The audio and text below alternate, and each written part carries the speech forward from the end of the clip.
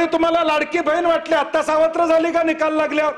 आता सावत्र झाली का तुम्हाला निकाल संदर्भातलं आपण त्या निमित्ताने उल्लेख केला।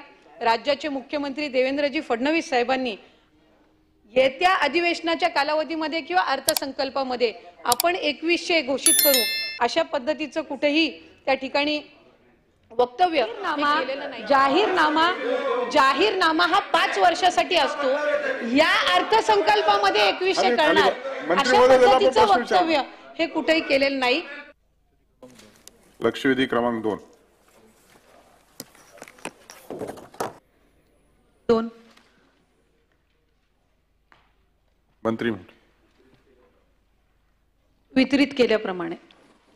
सभापती महोदय, या लाडक्या बहीण योजनेच्या बाबतीमध्ये जे काही दररोज महाराष्ट्रात आम्ही ऐकत असतो त्या संदर्भातला खुलासा व्हावा म्हणून ही लक्षवेधी मांडलेली आहे। या लक्षवेधीच्या माध्यमातून खरं म्हणजे ही लक्षवेधी ज्या लाडक्या बहिणींची मतं घेऊन हे सरकार सत्तेत आलं त्या लाडक्या बहिणींना खरोखर या योजनेचा लाभ मिळणार आहे का, त्याच्यातल्या किती बहिणी अपात्र होणार आहेत, अपात्रतेचे निकष जर आता लागवायचे असतील तर हे योजना लागू करताना किंवा ते पहिले जे 2 हप्ते 4 हप्ते जे दिले ते हप्ते देताना लावले गेले नाहीत, या सगळ्यांची कारणमीमांसा करणारी लक्षवेधी आहे।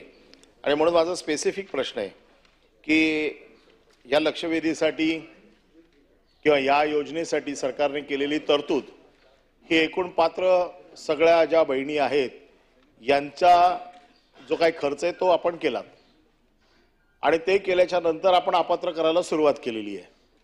आता हा जो आकडा आलेला आहे की जवळजवळ 2.3 लाख महिला या 2 योजनांचा लाभ घेत आहेत।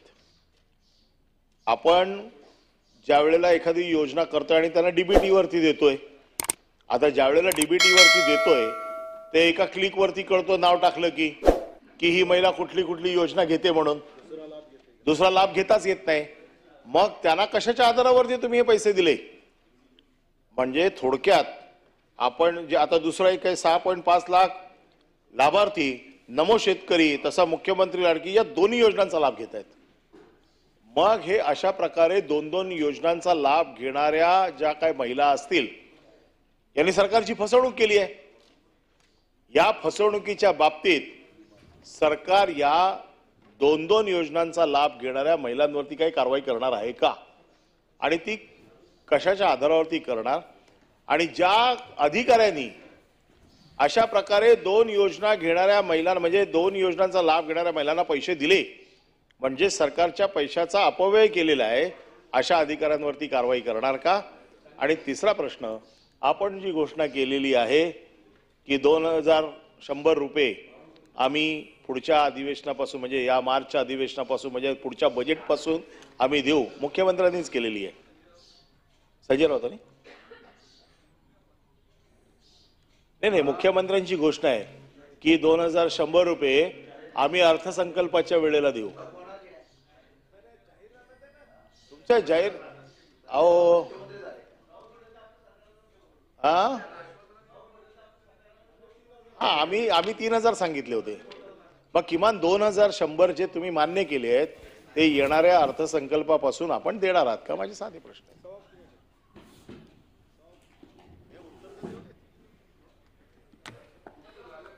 सभापती महोदय, सन्मान्य सदस्य महोदयांनी या ठिकाणी विचारल्याप्रमाणे खरं तर एक महायुतीच्या सरकारची सर्वात महत्त्वाकांक्षी योजना म्हणून आपण ही मुख्यमंत्री माझी लाडकी बहीण ही योजना घोषित केली आणि घोषित केल्यापासूनच साधारणपणे विरोधकांची टीका असेल ही त्याच्यावर होत राहिली, पण महिलांनी आणि लाडक्या बहिणींनी या योजनेला अतिशय उद्दंड असा प्रतिसाद दिला। मी ज्या वेळेला जुलै महिन्यामध्ये याचं रजिस्ट्रेशन सुरू केलं त्यावेळेसपासून आत्तापर्यंत जवळपास 2,63,00,000 इतके अर्ज हे या ठिकाणी आपल्याला विभागाकडे प्राप्त झाले। वेगवेगळ्या स्तरावर त्या ठिकाणी रजिस्ट्रेशन ऑनलाईन पद्धतीने करण्यात आलं आणि आपल्या माध्यमातून सभापती महोदय मी सन्मान्य सदस्य महोदयांना या ठिकाणी माहिती देऊ इच्छिते की साधारणपणे स्क्रुटिनीची जी प्रक्रिया ही ऑगस्ट महिन्यामध्ये आम्ही सुरू केली, कारण 1 जुलैपासून अर्ज भरण्याची प्रक्रिया ही सुरुवात झाली आणि ऑगस्ट महिन्यामध्ये आम्ही स्क्रुटिनीची सुरुवात त्या ठिकाणी करत असताना संजय गांधी निराधार योजनेचा जो डेटा आहे, जो आमच्या विभागाला त्या ठिकाणी संबंधित विभागाकडून प्राप्त झाला, त्यानुसार 25 ऑगस्ट रोजी आम्हाला जवळपास 1,97,000 सुमारे इतक्या संजय गांधी निराधार योजनेमध्ये लाभ घेत असणाऱ्या भगिनींचा त्या ठिकाणी डेटा प्राप्त झाला। ही प्रक्रिया जी आहे ही साधारणपणे रजिस्ट्रेशनची सुरू असल्यामुळे त्या टप्प्यात जसे जसे अर्ज होत गेले तशा पद्धतीने संजय गांधी निराधार योजनेचे किंवा इतर जे काही योजना आहेत याचा जो डेटा आहे तो त्या ठिकाणी प्राप्त होत गेला। जुलै ऑगस्ट महिन्यामध्ये जितके अर्ज प्राप्त झाले त्यानुसार साधारणपणे हे 1,96,000 का 1,97,000 इतका डेटा प्राप्त झाला।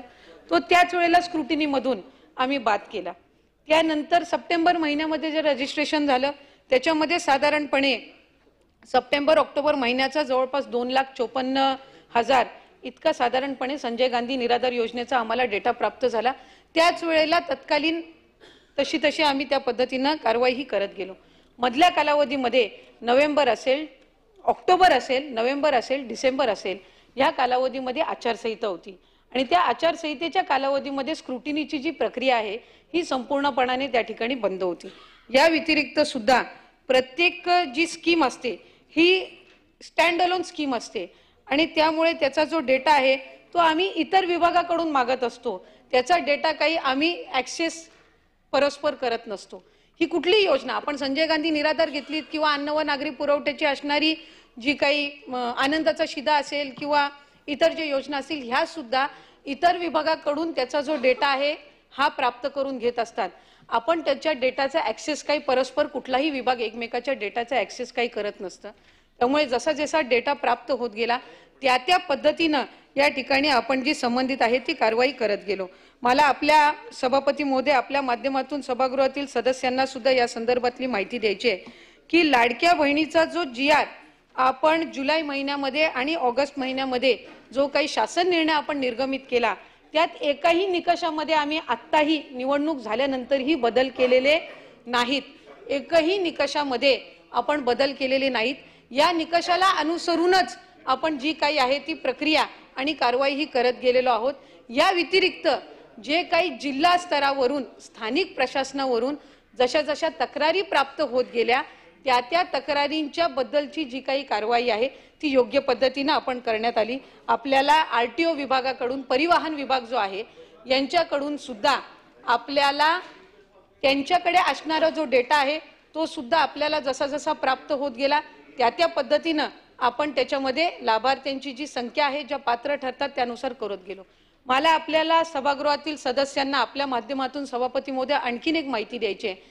ज्या वेळेला जुलै महिन्यामध्ये या योजनेचं रजिस्ट्रेशन सुरू झालं त्यावेळेला सुमारे 50 लाख महिला अशा होत्या ज्यांचं अकाउंट आधार सीडेड नव्हतं, बँकचं अकाउंट, आणि कुठलाही योजनेचा लाभ देत असताना आधार सीडिंग ही याही योजनेच्या आपल्या निकषामध्ये आपण त्या ठिकाणी ठेवलेली होती। आणि ज्या वेळेला आपण ही योजना घोषित केली त्यावेळेला जवळपास 50 लाख महिलांचे अकाउंट आधार सीडिंग करून घेण्याचं प्रक्रिया सुद्धा ही आपल्याला करून घ्यायची होती। त्यामुळे जसे अकाउंट्स आधार सीडेड होत जातात तशा पद्धतीने या पात्र महिलांना त्यांच्या खात्यामध्ये हा लाभ जो आहे हा वितरित केला जातो आणि त्यानुसार ही संपूर्ण प्रक्रिया ही सुरू आहे। जशी आम्हाला संबंधित विभागाकडून माहिती येते त्यानुसार आपण करत जातो। दुसरी महत्त्वपूर्ण गोष्ट, ही जी योजना आहे ही 21 ते 65 या वयोगटातील महिलांना आहे। म्हणजे दर महिन्याला जसं 65 वयोगट उलटून ज्या महिला त्या ठिकाणी तो वयोगट पार करतील त्या योजनेच्या निकषातून बाहेर पडणार आहेत। त्याच्यामुळे ती संख्या सुद्धा ही दर महिन्याला अपडेट होत जाणार आहे आणि त्यानुसार जी लाभार्थ्यांची संख्या आहे याच्यामध्ये बदल होणार आहे। दरवेळेला सुमारे नाही म्हटलं तरी आता 1,20,000 इतक्या ज्या महिला आहेत ह्या 65 वयोगटाच्या पुढे गेलेल्या आहेत। त्यामुळे त्या ह्या योजनेमध्ये आता पात्र ठरत नाहीयेत। काही अशा स्त्रिया सुद्धा आहेत जे विवाह होऊन इतर राज्यामध्ये त्या ठिकाणी जात असतात, स्थलांतरित होत असतात। त्यामुळे ही जी प्रक्रिया आहे ही ऑनगोईंग आहे आणि मला आपल्या सभापती महोदय माध्यमातून सन्मान्य सर्व सदस्यांनी या ठिकाणी सांगायचंय की आज जवळपास 2.5 कोटी इतक्या महिलांपर्यंत या योजनेचा लाभ आपण पोचवत असताना दरवेळेला त्या महिलांना आपण अशा पद्धतीनं त्यांच्या खात्यावर ज्या वेळेला हा निधी आम्ही सन्मान निधी जमा करत असतो त्यावेळेला महायुतीच्या सरकारचं त्या योजनेचं या सबंध माता भगिनी लाडक्या बहिणी अभिनंदनच करत असतात. त्यांच्या आयुष्यामध्ये आलेला हा सकारात्मक बदल हा त्यांना जाणवत गेला आणि त्याचे पडसाद कुठे ना कुठेतरी आपल्याला त्या ठिकाणी निवडणुकीच्या कालावधीमध्ये पाहायला मिळाले असतील. 2100च्या संदर्भातलं आपण त्या निमित्ताने उल्लेख केला. राज्याचे मुख्यमंत्री देवेंद्रजी फडणवीस साहेबांनी येत्या अधिवेशनाच्या कालावधीमध्ये किंवा अर्थसंकल्पामध्ये आपण 2100 घोषित करू अशा पद्धतीचं कुठेही त्या ठिकाणी वक्तव्य हे केलेलं नाही. राज्याची सबंध एखादी योजना ज्या वेळेला आपण जाहीर करत असतो त्यावेळेला ती योजना जाहीर करत असताना इतर 100% देणार ना. जाहीरनामा हा 5 वर्षासाठी असतो. या अर्थसंकल्पामध्ये 2100 करणार अशा पद्धतीचं वक्तव्य हे कुठेही केलेलं नाही. 5 वर्षासाठी हा जाहीरनामा जाहीर केला जातो आणि योग्य पद्धतीनं त्या संदर्भातलाही प्रस्ताव विभाग म्हणून ज्या वेळेला शासन असेल मुख्यमंत्री महोदय दोन्ही उपमुख्यमंत्री महोदय मंत्रिमंडळ ज्या वेळेला त्या संदर्भातलं सूचित करेल निर्णय करेल त्यावेळेला विभाग म्हणून आम्ही तशा पद्धतीचा प्रस्ताव जो आहे हा शासनासमोर ठेवण्यात येईल. बंडी पाटील महोदयांनी अत्यंत विस्तारानं उत्तर दिलेलं आहे. परंतु आज महाराष्ट्रातल्या तमाम भगिनींच्या पुढे एक प्रश्न निर्माण झालाय की ज्यावेळी ही योजना चालू केली त्यावेळी सभापतीमध्ये 10 GR काढलेत. राज्य शासनानं 10 GR काढले. म्हणजे योजना चालू करताना राजकीय हेतू ठेवून चालू केले हे आता सर्वश्रुत सत्य आहे. ते सगळ्यांना माहित आहे. कारण की जर एखादी गोष्ट ज्यावेळी शासनातून होते ते तुमच्याकडे देतो गिरीशजी. नाही म्हणजे विचारपूर्वक योजना करताना विचारपूर्वक कुठला या ठिकाणी निर्णय झाला नाही. फक्त राजकीय हेतू ठेवून या ठिकाणी निर्णय घेण्यात आला. लोकसभेत जो फटका बसला आशिषजी लोकसभेत जो फटका बसला त्याचा उतारा म्हणून योजना काढली. बहिणींच्यावर प्रेम म्हणून योजना काढली नव्हती हे सिद्ध झालेलं आहे. हे जे निकष जे काय आज मंत्री महोदय सांगतात ते निकष पहिल्यापासून होते. त्या निकषाची जबाबदारी जिल्हाधिकाऱ्यांच्यावर होती. मग ज्यांना अपात्र आज करताय त्यांची फसवणूक का करताय? ज्यांना तुम्ही आज अपात्र करताय त्यांची फसवणूक का करताय? जिल्हाधिकाऱ्यांच्या अध्यक्षखाली कमिटी होती. तुम्ही GR काढला. एक अशासकीय सदस्याचा अध्यक्ष तुम्ही केला. कायद्यानं त्याला अधिकार दिले हे मान्यता देण्यासाठी. खाली तुम्ही लिहिलं स्थानिक ग्रामसेवक स्थानिक अधिकाऱ्यांचा सर्ट घ्या. मग याची पडताळणी झाली होती का नव्हती? झाली असेल तर मग आमचं म्हणणं आहे त्यांना अपात्र करू नका. त्यावेळी तुम्ही पात्र केलं सा. त्यावेळी तुम्हाला लाडकी बहीण वाटली. आता सावत्र झाली का निकाल लागल्यावर? आता सावत्र झाली का तुम्हाला निकाल लागल्यावर? त्यावेळी तुम्हाला लाडकी बहीण लागली. लाडकी बहीण दिसली. तुम्ही पुढच्या 2 महिन्याचं अनुदान या ठिकाणी दिलं. या राज्यामध्ये मतासाठी या राज्यामध्ये अशी एकही योजना नाही गिरीश महाजनजी की पुढच्या महिन्याचे पैसे आम्ही आधी देतोय अशी या राज्यात कुठली योजना नाही आहे. तुम्ही एक योजना सांगा. तुम्ही एक गतिमान असू दे पुढच्या 6 महिन्याचे द्या. तुमच्यात ताकद आहे ना. आमचं जाहीर आव्हान आहे एवढी बहीण लाडकी वाटत असेल तर 2025चं वर्षाचं अनुदान तुम्ही त्यांना द्या. या 1 वर्षाचं अनुदान या ठिकाणी द्या. भाऊबीजेला तुम्हाला लाडकी बहीण या ठिकाणी आठवली. 2 महिन्याचं अनुदान तुम्ही दिलं. ताबडतोब निकाल लागल्यावर हे अनुदान थांबवायचं काम या ठिकाणी केलं. 2100 रुपयाची तारीख या ठिकाणी सभापती महोदय सांगितली जात नाही. आमचा स्पेसिफिक मुद्दा आहे. ज्यांना तुम्ही अपात्र केलं जिल्हाधिकाऱ्यांच्या कमिटीनं हे पात्र केलेले हे सगळे आहेत. त्यांना परत पात्र या ठिकाणी करणार आहात का? निकषात बदल करून या ठिकाणी तुम्ही भूमिका घेणार आहात का? डाटा तुमच्याकडे उपलब्ध होता. KYC झालेला डाटा तुमच्याकडे वेगवेगळ्या डिपार्टमेंटचा आहे. त्याचा उपयोग तुम्ही त्या ठिकाणी का केला नाहीत? आणि त्यावेळी लाडकी असणारी बहीण आता का सावत्र वाटायला लागल्या असा प्रश्न. आणि पुढच्या वर्षभराचे गिरीश महाजनजी म्हणले तसं वर्षभराचे 1500 किंवा 2100 रुपये ऍडव्हान्स दिले तर तुमचा जाहीर कोल्हापूरमध्ये मी सत्कार करतो. सभापती महोदय मुख्यमंत्री माझी लाडकी बहीण ही योजना ही जाहीर केल्यापासूनच कुठं ना कुठंतरी विरोधकांकडून त्याच्यावर टीका होत होती. मंत्री महोदय महाजन साहेब खाली बसा. महाजन साहेब अहो महाजन साहेब, त्यांना तसे निर्देश देतो मी. तुम्ही आपण खाली बसा.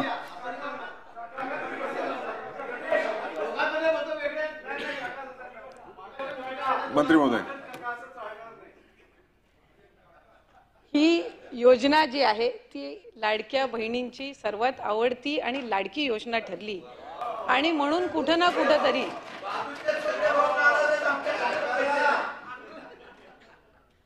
आणि त्यामुळे ज्या वेळेला अशा पद्धतीची योजना घोषित होते त्यावेळेला जवळपास 2.5 कोटीपेक्षा जास्ती महिला या आपण लाभार्थी म्हणून या योजनेसाठी येतील, हे रजिस्ट्रेशन होईल. ही साधारणपणे सुमारे ही विभागाकडे त्या ठिकाणी प्राप्त होती. सन्मान्य सदस्य महोदयांना मी आपल्या माध्यमातून सभापती महोदय सांगू इच्छिते, ऑगस्ट महिन्यामध्ये पहिला लाभ ज्या वेळेला आम्ही वितरित केला त्यावेळेला 1,59,00,000 महिलांना आम्ही तो लाभ वितरित केला. सप्टेंबर महिन्यामध्ये जसं जसं रजिस्ट्रेशन वाढत गेलं तसं जवळपास 2,20,00,000 पेक्षा अधिक महिलांना वितरित केला. ऑक्टोबर महिन्यामध्ये 2,33,00,000 इतक्या महिलांना आपण लाभ वितरित केला आणि नोव्हेंबरमध्ये निवडणुका झाल्यानंतर डिसेंबर महिन्यामध्ये 2,45,00,000 महिलांना आपण लाभ वितरित केला. म्हणजे आपण कुठेही संख्या ही त्या ठिकाणी कमी केलेली नाही आणि फेब्रुवारी महिन्याचा आणि मार्च महिन्याचा एकत्रितपणाने लाभ आपण 8 मार्च रोजी ज्या वेळेला वितरित करणार आहोत त्यावेळेला 2,52,00,000 महिलांना आम्ही या ठिकाणी या योजनेचा लाभ जो आहे तो डीबीटीच्या माध्यमातून पोहोचवण्याचा जो प्रयत्न आहे तो यशस्वी त्या ठिकाणी करणार आहोत. त्यामुळे कुठेही आम्ही लाडक्या बहिणींना त्या ठिकाणी इथे त्यांच्यासोबत दुजाभाव किंवा निवडणुकीच्या आधी एक धोरण आणि निवडणुकीच्या नंतर दुसरं अशा पद्धतीचा कुठेही आम्ही दुजाभाव त्या ठिकाणी करत नाही आहोत. खरं तर वास्तविक पाहता महिलांसाठी पहिल्यांदाच त्यांना आर्थिकरित्या सक्षम करणारी ही योजना महायुतीच्या सरकारने आणली आणि कुठे ना कुठेतरी महिलांच्या आयुष्यामध्ये तो आनंद त्या ठिकाणी आणण्याचा प्रयत्न केला. या योजनेची भीती ही विरोधकांनी त्या ठिकाणी घेतली म्हणून जाहीरनाम्यामध्ये 3,000 आम्ही त्यांना देऊ अशा पद्धतीचं आपण त्या ठिकाणी घोषित सुद्धा केलेलं होतं. जाहीरनामा आम्ही त्या ठिकाणी 1500चा लाभ हा ठिकाणी उपलब्ध करून देत असताना राज्यावर किती आर्थिक संकट आले अशी टीका करणारे विरोधक त्यावेळेला 3,000 हे कुठून आणणार होते याचं स्पष्टीकरण मात्र त्यांच्याकडे नव्हतं. त्यामुळे 1500ची ही जी योजना आणलेली आहे ती यशस्वीरित्या आम्ही लाडक्या बहिणींपर्यंत पोहोचवण्याचा प्रयत्न करत आहोत. या उलट महायुतीच्या सरकारने महिलांना आर्थिक साक्षर करण्याच्या दृष्टिकोनातून फायनान्शियल लिटरसी त्यांच्यामध्ये आणण्याच्या दृष्टिकोनातून ही अधिकाधिक प्रभावीपणे राबवण्याचा पुढच्याही कालावधीमध्ये जो योग्य तो निर्णय आहे तो राज्याचे मुख्यमंत्री देवेंद्रजी फडणवीस साहेब यांच्या नेतृत्वाखाली दोन्ही उपमुख्यमंत्र्यांच्या नेतृत्वाखाली मंत्रिमंडळाने आम्ही त्या ठिकाणी घेतलेला आहे. चित्राताई, माननीय सभापती महोदय,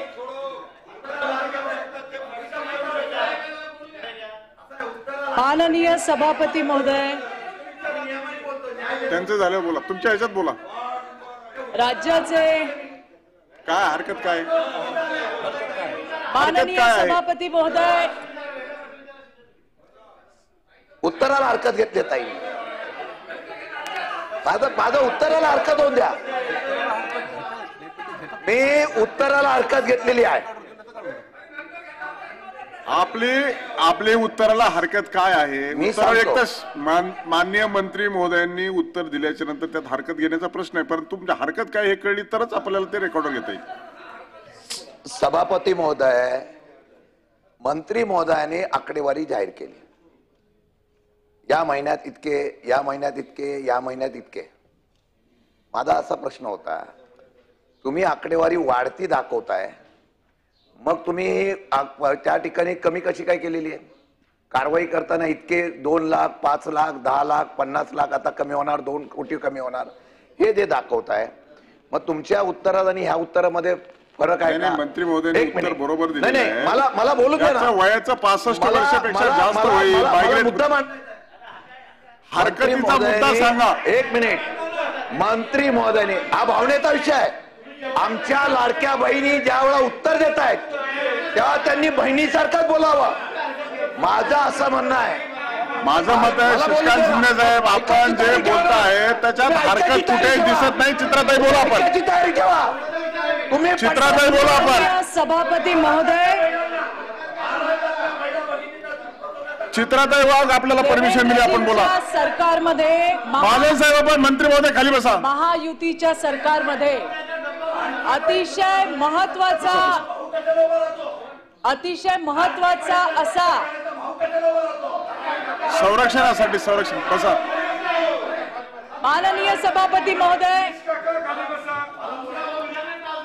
महायुती सरकारची ही अतिशय महत्वपूर्ण अशी योजना होती. गेले कित्येक वर्ष महिला सक्षमीकरण आणि सशक्तीकरणाच्या फक्त बाता झाल्या, परंतु खऱ्या अर्थाने भाई महिलांच्या हातामध्ये पैसे देण्याचं काम, त्यांना आर्थिक सक्षम करायचं काम हे देवेंद्रजींच्या सरकारने, महायुतीच्या सरकारने केलंय. त्यांचं मी मनपूर्वक अभिनंदन करते. ज्यांनी आता या ठिकाणी प्रश्न उपस्थित केले, मला त्यांनाही सांगायचं आहे, मला हेही सांगायचं आहे की जे प्रश्न विचारा. हो, प्रश्न विचारते. महिलांना आर्थिक सक्षम करण्यामध्ये शिंदे साहेबांनी, तत्कालीन मुख्यमंत्री असलेले, त्यांनी जो हा निर्णय घेतला तो महिलांच्या फायद्याचा होता. आज संपूर्ण राज्यामध्ये त्या ठिकाणी महिला छोटे मोठे उद्योग करून स्वतःच्या पायावरती उभ्या राहतात. ही योजना आल्यापासनं विरोधकांच्या डोळ्यात खुपत होती. ज्यांनी आता इथे आपली मतं मांडली त्यांची माणसं कोर्टात गेली होती की ही योजना बंद करा. पण पुन्हा एकदा मी सरकारचं अभिनंदन करीन की त्यांनी आमच्या तिन्ही भावांनी मिळून पूर्णपणे लाडक्या बहिणींसाठी ते लढले आणि आज ती योजना चालू आहे. मला सन्माननीय महिला बाल विकास मंत्र्यांना यामध्ये एक निवेदन करायचं, एक प्रश्न आहे माझा की यामध्ये लाडक्या बहिणींना लाभ मिळत असताना काही बंधूंनी, काही भावांनी महिलांच्या नावाने अर्ज भरले, खोटे पैसे लाटले, त्यांची नावं किंवा हे आकडा किती आहे या आकड्याची माहिती कृपया महिला बाल विकास मंत्री आहे त्यांनी त्या ठिकाणी सांगावी. याच्या पुढेही माझा पुढचा उपप्रश्न आहे की ही छाननी पुढे चालू राहणार आहे का, आणि त्यामध्ये सुद्धा असे किती बोगस प्रकरणं आलेली आहेत त्याची सुद्धा माहिती ही सभागृहाला द्यावी आणि त्याच्यावरती कठोर कारवाई करावी, हा माझा प्रश्न आहे. धन्यवाद. मंत्री महोदय तटकरे ताई, हा प्रश्न सगळ्यांचे प्रश्न झाले उत्तर द्या. जुलै महिन्यापासून जेव्हापासून रजिस्ट्रेशन सुरू केलं, ऑगस्ट महिन्यापासून आम्ही त्याची छाननी सुरुवात केली. त्यामुळे ऑगस्ट महिन्यापासून ज्या ज्या वेळेला स्थानिक प्रशासन असेल किंवा विभागाला जे काही अशा पद्धतीचे योजनेचा दुरुपयोग आणि वेगवेगळ्या अकाउंट्समधून, त्या ठिकाणी फेक अकाउंट्समधून फ्रॉड करून जे काही रजिस्ट्रेशन आहे तर त्या संदर्भातले काही तक्रारी प्राप्त झाल्या आणि त्यानुसार त्या वेळेला त्या संदर्भातली चौकशी आणि योग्य ती कारवाई करण्यात आलेली आहे. पण त्या संदर्भातली एक्झॅक्ट आकडेवारी मी निश्चितपणाने सभापती महोदय आपल्या परवानगीने पटलावर सन्मान्य सदस्य महोदयांच्या माहितीसाठी ठेवण्यात येईल.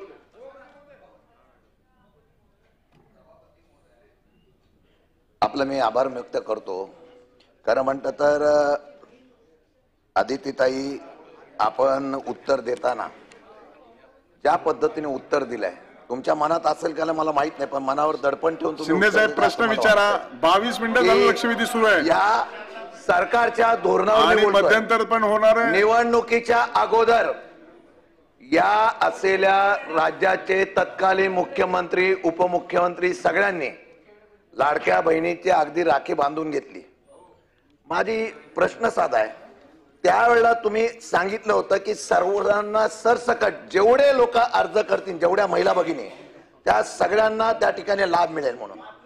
आणि मी माझ्याकडे कॉपी आहे, मी वर्तमानपत्राच्या कॉपी आहेत, वाटतं तुम्हाला मी बोलायला दिलं नाही. प्रश्न विचारा शिंदे साहेब. सभापती महोदय, सरसकट सगळ्यांना आम्ही लाभ देऊ असं जाहीर केलं. त्यावेळेला सगळ्यांना, सगळे हे म्हणतात त्याप्रमाणे जी.आर. काढला, 100% जी.आर. काढला. 10 जुलै 10 जानेवारी पासून जी.आर. काढले, त्यामध्ये निकष नियम सगळे ठरवले. काही आमदारांना त्या ठिकाणी अध्यक्ष पण केलं समितीचं. मग तो निकष ठरवून जी नावं आली त्या नावामध्ये जे लाभार्थी झाले त्या सगळ्यांना निवडणुकीच्या अगोदर सरसकट दिलं. त्यावेळेला सांगितलं कोणाची नावं रद्द करू नका, आपल्याला निवडणूक जिंकायचं. माझा गंभीर आरोप आहे. आणि निवडणूक झाल्यानंतर तुम्ही निकषाची फाईल काढली. माझा उलटा प्रश्न असा आहे, तुम्ही आता निकष काढता जो अगोदर तुम्ही योजना जाहीर केल्या केल्या तुम्ही GR काढला होता. मग त्यावेळेचा ज्याचा मध्ये बंटी पाटलांनी सांगितलं, ज्या वेळेला असलेल्या अधिकाऱ्यांनी तो GR तो निकष बघितला नव्हता का?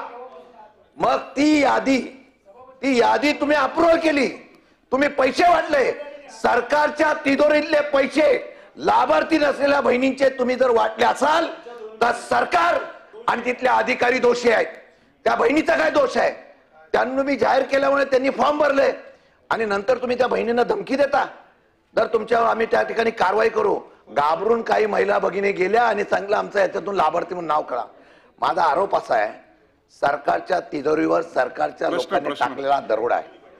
माझं स्पष्ट म्हणणं आहे की ज्या अधिकाऱ्यांनी चूक केली असेल, तो लाडक्या बहिणीची नाही, त्या अधिकाऱ्यावर तुम्ही कारवाई करणार आहात का? ज्यांनी आधी त्या असलेल्या GR ला डावलून सुद्धा पात्र केले असेल त्यांच्यावर तुम्ही कारवाई करणार आहात का? आणि हे करण्यासाठी सरकारच्या कोणी मंत्र्यांनी किंवा मुख्यमंत्र्यांनी किंवा सरकारमधल्या कोणी सांगितलं असेल त्याची तुम्ही चौकशी करणार आहात का? आणि जे लाभार्थी आहेत त्या लाभार्थ्यांची नावं आपण त्या ठिकाणी पहिलं उत्तर दिलं होतं, आम्ही पैसे वसूल करू. आता सांगता आम्ही पैसे घेणार नाही. मग तुम्ही त्या लोकांचे पैसे घेणार नसणार तर तुम्ही अपात्र ठरवलेल्यांना पात्र ठरवताय का? अपात्र ठरवल्यांचे मागचे पैसे घेणार नसतात तर हे सरकार म्हणून मंत्री पैसे भरणार आहात का? आणि तसं जर असेल तर 2100 रुपये तुम्ही जाहीर केले ते कधीपासून करणार आणि अधिकाऱ्यांकडून तुम्ही वसूल करणार का? सभापती महोदय, मला आपल्या माध्यमातून सन्माननीय सदस्य महोदयांना या ठिकाणी या संदर्भातली माहिती द्यायची आहे.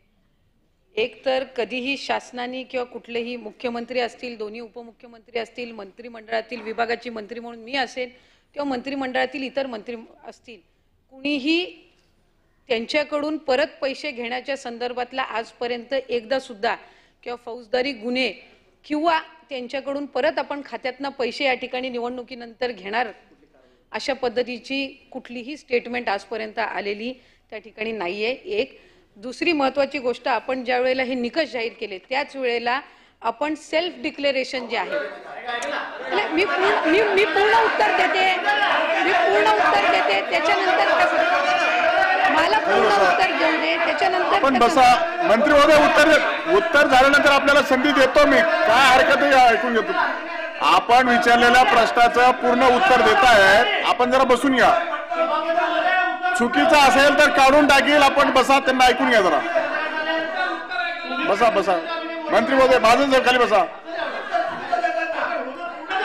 शासनाकडे किंवा मंत्री विभागाच्या मंत्री आहेत, त्यांचं उत्तर ऐकून घ्या जरा. आपण विभागाकडे किंवा शासनाकडे फ्रॉड काही हे झालेल्या ज्या वेळेला तक्रारी आलेल्या आहेत त्यावेळेला त्यांच्यावर योग्य ती कारवाई केलेली जाईल. अशा ज्याचा उल्लेख चित्राताईंनी सन्मान्य सदस्यांनी या ठिकाणी केला की एक आधार कार्डच्या ह्याच्यावर 10 अर्ज भरले गेले किंवा एक बँकच्या खात्याच्या ह्याच्यावर 7-8 भरले गेले.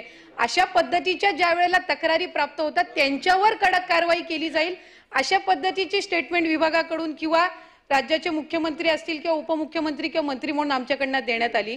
पण निकष जे आहेत ते सुरुवातीला जे होते तेच आता आहेत. सेल्फ डिक्लेरेशन आपण त्या फॉर्म मध्ये ठेवलेलं होतं, त्याच्यामुळे कुठलीही लाभार्थी महिला जी या ठिकाणी अर्ज भरते ती इतर कुठल्याही योजनेचा लाभ घेत नाहीये असं सेल्फ डिक्लेरेशन तिने करणं आहे. हे निकष सुरुवातीपासूनच ते पोर्टलवर किंवा ॲपवर जो फॉर्म उपलब्ध करून दिलेला होता त्याच्यामध्ये त्या ठिकाणी नमूद केलेले होते. या व्यतिरिक्त सन्मान्य सदस्य महोदयांना, सभापती महोदय, आपल्या माध्यमातून मी माहिती देते.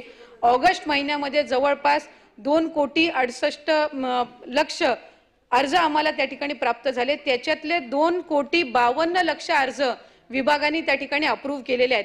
याचा अर्थ असा की स्क्रुटिनी करूनच ते अर्ज त्या ठिकाणी पात्र केलेले आहेत. कुठेही स्क्रुटिनी केल्याशिवाय त्या ठिकाणी ते अर्ज हे त्या ठिकाणी स्वीकारले गेलेले नाहीयेत. एक सप्टेंबर महिन्यामध्ये 2,53,00,000 त्या ठिकाणी अर्ज प्राप्त झाले. त्याच्यापैकी अप्रूव्ड अर्ज हे 2,41,00,000 आहेत आणि ऑक्टोबर महिन्यामध्ये 2,63,00,000 अर्ज त्या ठिकाणी प्राप्त झाले. त्यापैकी 2,54,00,000 इतके अर्ज त्या ठिकाणी अप्रूव्ड हे विभागाने केलेले आहेत.